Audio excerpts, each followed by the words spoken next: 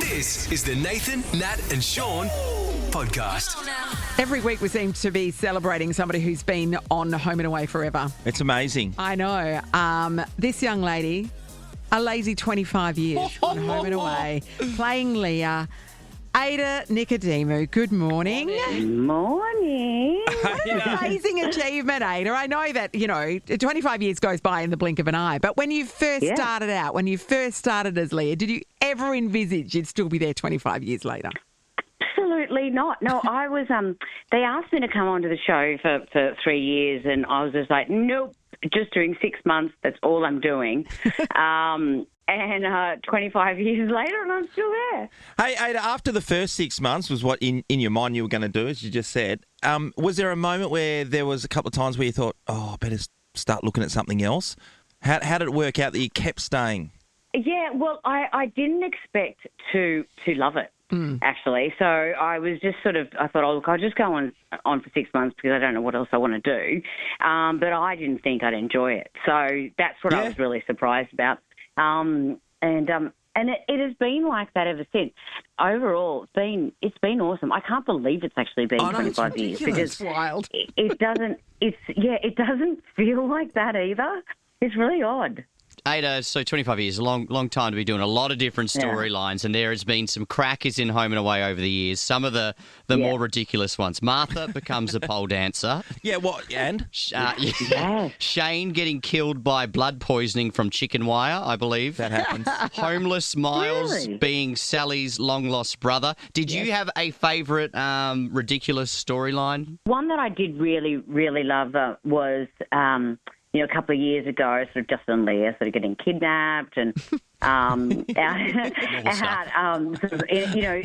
stuck in a warehouse somewhere and had to escape, and then he nearly dies, and then she eventually gets PTSD from it, and then she tries to stab him. Well, sure. That was it's everyday that life. was a great. No, but it was a great storyline because it went on for a really long time, but a lot of the time it felt like it was. Like we were shooting a film. Yeah, yeah. So that was really special. And then, look, one of the ones I found really hard to deal with was when Lynn's character, Irene, and Leah, they were arguing and Leah slapped her.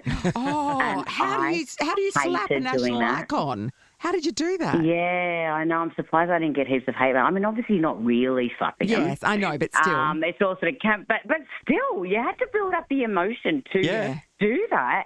But, yeah, I mean, you've got to go there sometimes. One of the things Leah's been able to do is have many husbands along the journey. I think Many.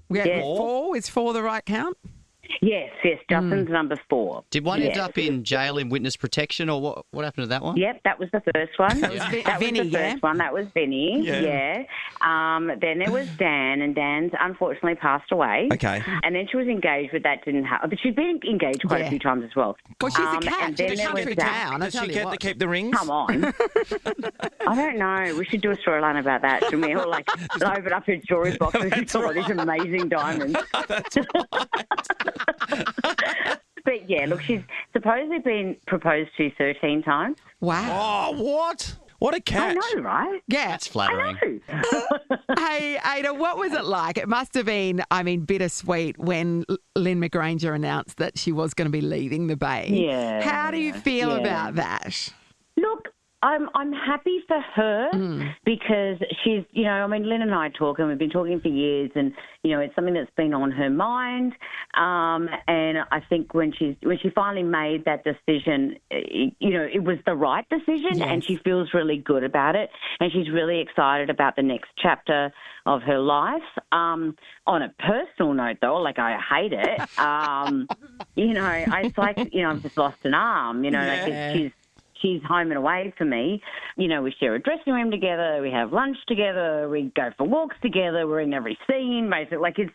It's going to be weird. And it's been a lovely send-off, though. We had her big do on Friday night, but she's doing her last scene on Wednesday, and I'll be in it. It's actually just the two of us.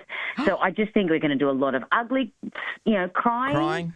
And So you know I how don't she's what's written in it. out then? You know what the plot line is? Yeah. So she told us that she had some say in that, and we're not, obviously you can't tell us what it is, but are you satisfied? Do you think it's a worthy way I think it's lovely. for Irene to leave? Yeah. I think they've done a really, really good job with it, and the writing's amazing, and it's emotional, and there's a whole lot of stuff that happens, but I think it's a really lovely send off, and I think the fans will be obviously they'll be very sad, but it's very Irene focused. Great. Irene's going off to start her OnlyFans. There you go. Well, that's where the real likely. How did you know? How did you know? I know a soul. He's already subscribed.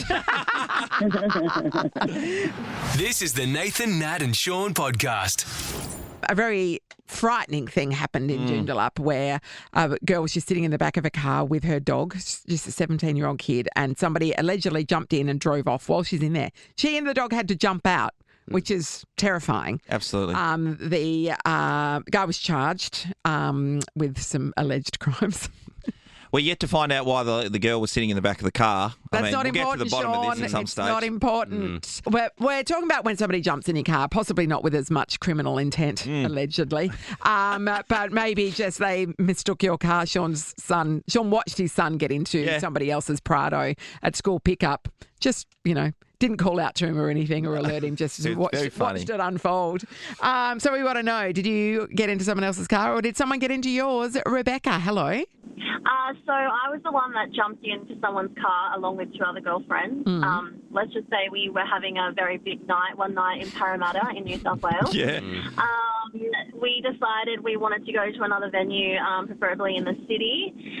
So I jumped out of the pub and I was like, oh, yeah, there's a taxi, jumped in the back, and my girlfriends were like, is this not a taxi? And there was two guys in the front of the vehicle, and they're like, we're not a taxi. And I'm like, no, you're the taxi. Can you please take us to the city?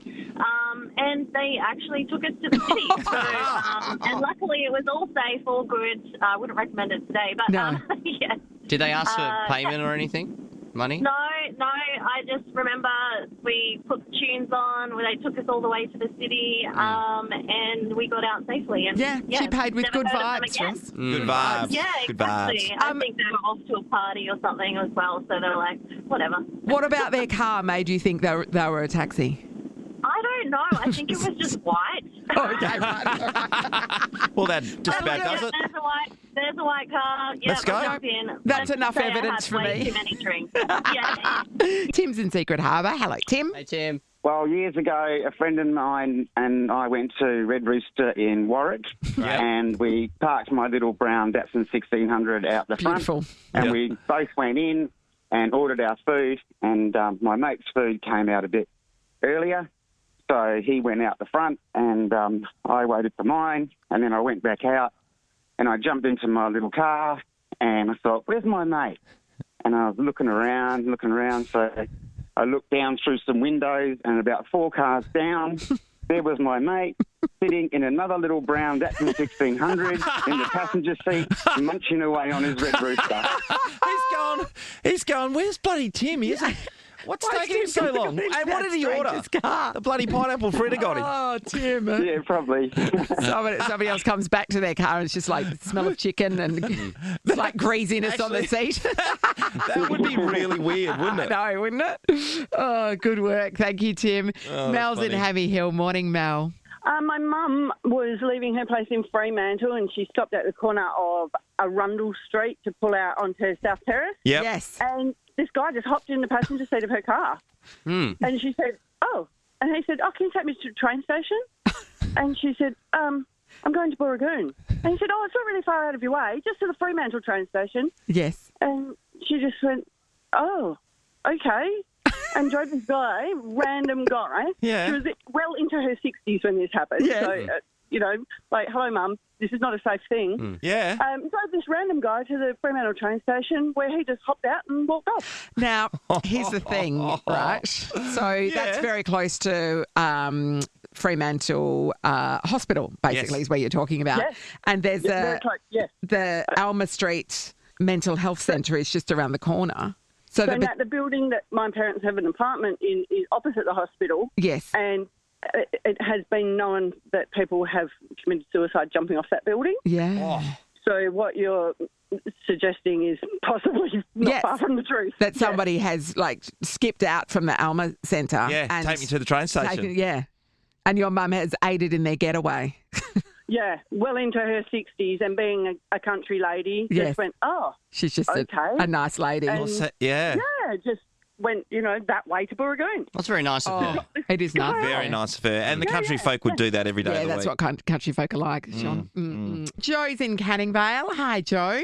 A friend of ours years ago, she went to the shop, came back outside, hopped in a car and drove home. She had like a little mini Minor. And she hopped in the car, drove home. The husband said to her, "This isn't your car." And she said, "What?"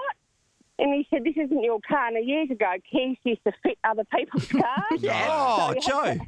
So he had to drive the car back. It was at the Cranford Shops in Brentwood. Yeah. And he had to drive the car back. And he was back the other night. He was waiting there to get his car. Did he? Because he thought someone had stolen it. Was he with the car that looked like his, or did he thought someone genuinely stole it? And did he react poorly? He thought someone actually stole it because his car wasn't there and he didn't realise. Well, somebody kind of did steal it. They did, yeah. But they nicely brought it back car again. and the keys working. I know. I mean, that's difficult. Yeah. I can't believe keys could work on other cars. Yeah. When I was at uni, years ago they did. yeah, I had an old Corolla and another friend had a similar car and our keys worked on one. On the door. We never tried it in the ignition, but... Jeez. That's hilarious. I know. Well, she didn't think anything of it. She got in the car and it started and she drove home. I don't know if I'd know. I mean, you look at the number plate until you try. a couple of days later, you're like, yeah. jeez. Yeah, it's amazing. A couple of days later. I realised it wasn't her car when she got home, so it was all sorted. But yes, it's always been a bit of a laugh. That's what husbands are for, to notice those things. Yeah, I know. Thank you, Joe. Beswell, hello. Hello. Hey, Hi, Beswell. Beswell. Okay, talk to us about, did you jump in someone's car or did somebody jump in yours? Well, somebody jumped in mine. So I was picking up a friend at the Ashby pub. Yep. Yes. In Banksia Grove. Yes. On Pinja Road, yeah. So I was stopping there trying to find parking, and this guy comes in. He was, well done. Got a few. So, It was well done. Well done. Yeah. It was well done. Jumped in the back of the car, and he says, yeah, man. I said, hey, excuse me, this is not a taxi. He said, yeah.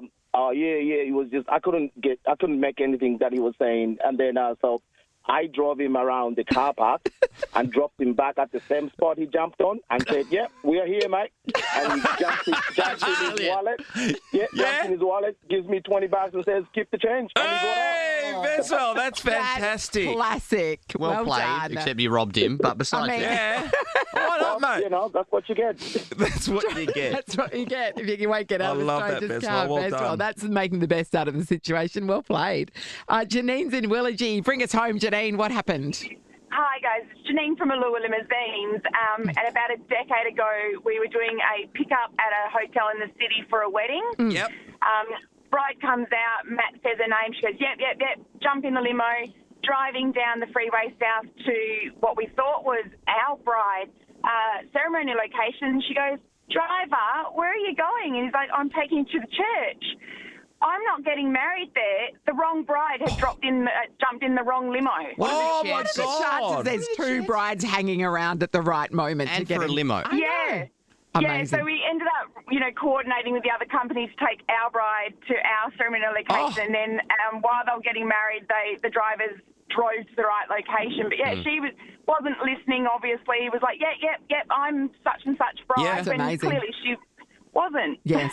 On your wedding day, of course, you want everything to go perfect. You just imagine the Is this an panic omen? would have... Is this a sign? Yeah. But also opportunity to, do a maths spin-off where that's right, instead of the experts matching you, it's just the limo drivers decide Allure limousines. drop you at the wrong church. Oh, too good. It's the Nathan, Nat and Sean podcast.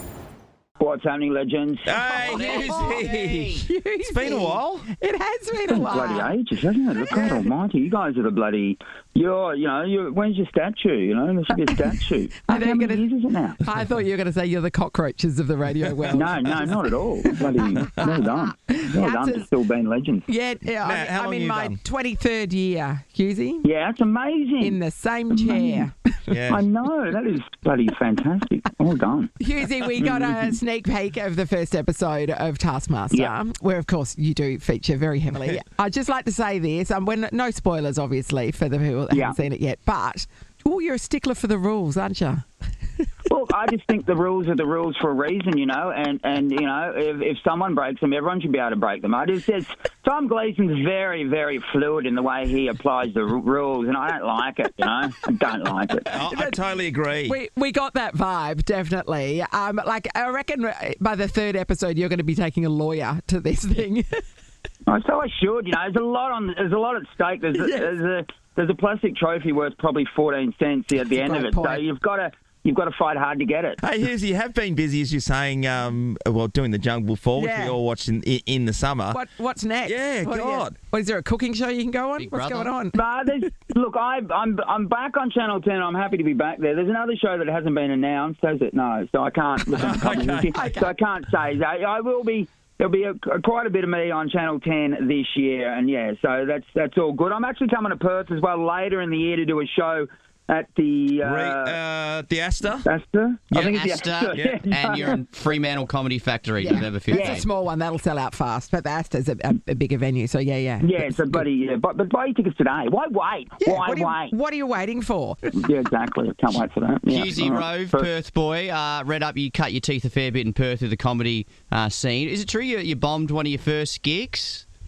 First gig ever. There might be some people listening who were there. There was only probably about 60 or 70 people there. Rove actually was there as well. Yeah. I absolutely flatlined in Northbridge on my first gig in Lake Street. It was a place called Pockets. It was Pockets Pool Hall, which is, I don't know, it might be it might be a Kmart now. I don't know what it is now, but and there was no backstage, so you had to walk through the audience to get out of the room. So that was just and I was talking about being teased at school as on stage. I thought it would be funny, and no one thought it was funny. They just thought it was sad. And as I'm walking out, I'm just about to get to the exit, and someone from the crowd said, "Yeah, they were right to tease you at school." I'm like, "Oh, thank you." Yeah.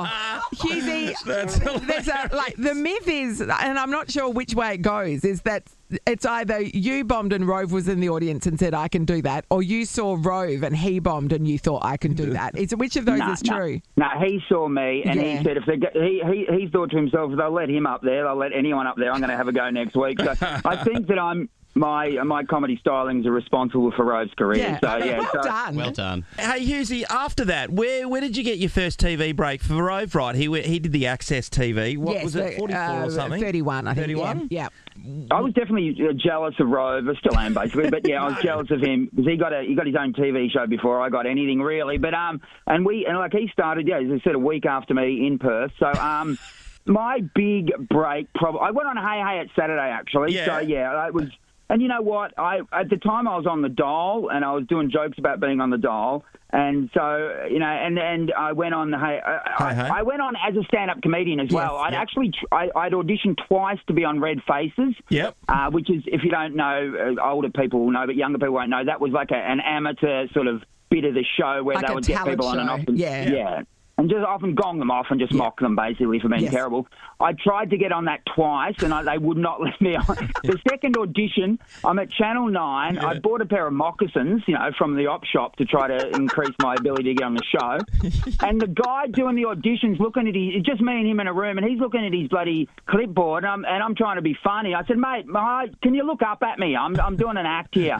And he said, no, I'm going to keep looking at my clipboard. And then he got the security guard to walk me out of the building because he thought I was going to bang him. You know what? And when I got booked to do the show as a professional comedian, I walked past that guy sort of where he was, and I was looking at him, hey, remember me? He couldn't even bloody remember me. He never looked up from that clipboard. Yeah. So. He's probably still wandering the halls of Channel 9. And look at you, Hughesy. Exactly. Look at me, being an idiot. Nathan, Nat and Sean is a Nova podcast. For more great comedy shows like this, head to novapodcasts.com.au. Nova.